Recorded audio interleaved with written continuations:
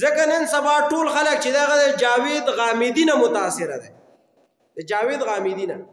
جاوید غامدي دا یو سوچا کافر دهري منکر حدیث سړی دی او زمونږ په یونیورسټو په کالجونو کې داغه باقاعده مضامین پڑھاویږي او زمونږ کالجیان د جاوید غامدي نه دومره متاثر دي چې ما ته میسیجونه کوي چې یاره مولوي صاحب دا مسله ده نو دا ته زمونږ سره ومنه.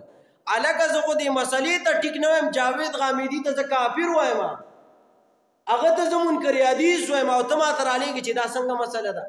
لکه بل ورځ ما ته یو کالجي ټیچر ما ته یو میسیج راولېږل د زما سره په دې موبایل کې دی په واتساپ کې، ما ته وایي چې یاره مولوي صاحب دا زنانه چې ده لکه مثال په طور زما لور ده یا زما خور ده یا زما په کور کې یو زنانه ده، د هغې پلار د هغې سخر د هغې رور د هغې د پلار دا څومره چې دي نو دا خو په سوره نور کې ذکر دی چې د دوی نه پرده نشته، نو لہذا که زنانه په کور کې سرتوره ګرځینده دی څه ممانعت خو شریعت نه دی کړی. دا خو زمونږ د پښتنو یا خپل کلچر دی چې پښتانه په زور منع کوي.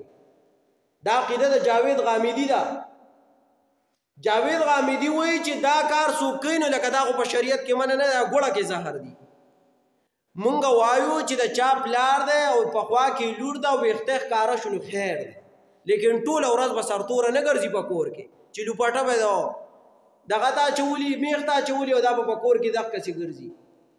لکه زما سره چې دی CSS والا ناست دی دیوال ته ډډه وال دی وایي چې جاوید غامدي او یا د انګریزانو کتابونو هغوی دام لیکلي دي که یو سړی د خور سره زنا کوي یا ورسره واده کوي نو خیر دی.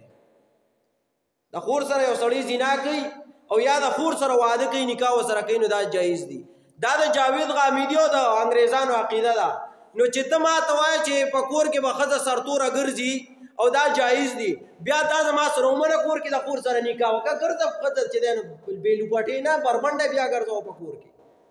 دا زما دا خبره لکه ورانه راځي په خوله کې، دا لکه ورانه غونته کې راخېږي سړی چې دا خبره چې ته ولې دې ورانه کوي، لیکن دا خلک چې دی زمونږ دا کار یې وران کړی دی.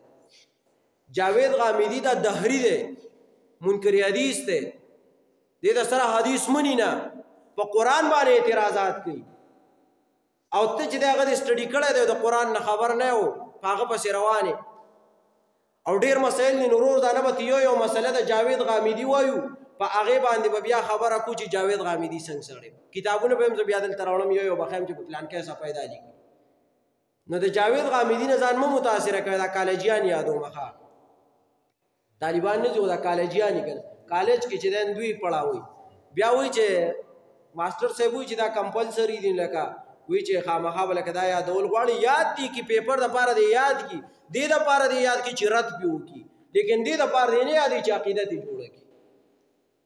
نو څه به نه کوي یو دلته قرآن ته کښېنه نو ته به پوه شي چې دا څوک دي، انکار حدیث څه ته وي، منکر حدیث څه ته وي، دهري څه ته وي، سیکولریزم څه ته وي، کافر څه ته وي.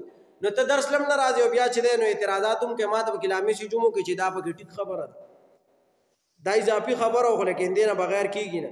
هماغې څو دوی درس ته ایثار شي نو هغوی سنت هم پرېښودو وتښتېدو.